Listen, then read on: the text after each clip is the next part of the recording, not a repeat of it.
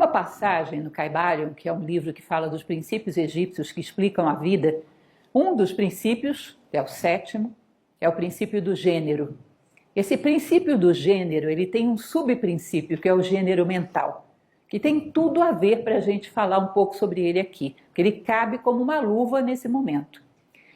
Dentro dessa obra, disse o seguinte, que a nossa mente, como tudo no mundo, ela tem dois gêneros.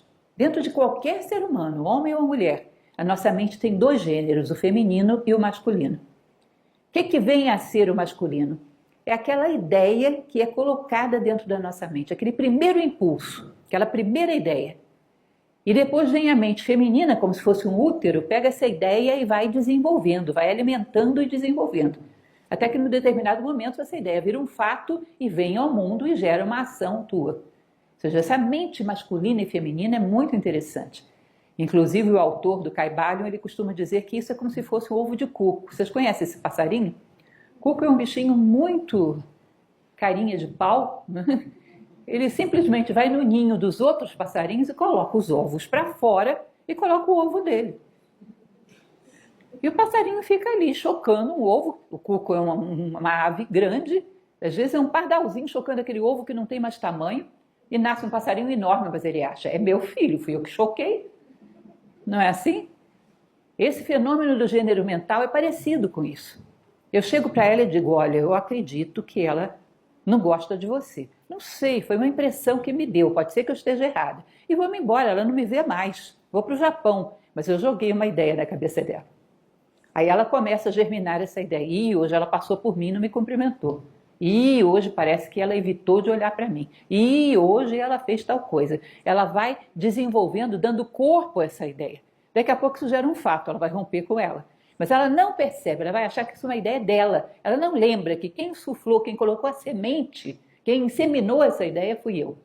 Uhum. E como nós desenvolvemos a ideia, achamos isso é filho meu. E não é. Quantas vezes isso acontece, gente? Quantas vezes? Mais do que a gente imagina. Quando você passa pela rua, num outdoor, quando você liga um rádio, uma TV, quando está no computador, o tempo todo estão sendo jogadas ideias. Algumas delas, sem que a gente perceba, a gente absorve e começa a desenvolver todo um conjunto de argumentos em torno daquilo. E não percebe que não são ideias nossas. Isso é um processo de manipulação muito utilizado. Ou seja, nós só desenvolvemos a mente feminina. A masculina, alguém jogou a semente na nossa mente. Um pensamento inteiramente nosso é aquele que a ideia que inseminou é tua e o desenvolvimento também é teu. Então a gente poderia parar e perguntar, como foi que começou essa ideia? Quem foi que colocou isso na minha cabeça? Às vezes você localiza o momento em que alguém jogou a semente. Tal coisa, você percebe, não fui eu. Então é um processo muito comum de manipulação, quando nós estamos recebendo sementes e estamos o tempo todo. Ideias equivocadas, tendências coletivas, manipulações para que você compre coisas, para que você acredite em candidatos, para que você faça determinadas coisas, tenha certos hábitos de vida, o tempo todo. E você muitas vezes não tem noção de que não são ideias tuas.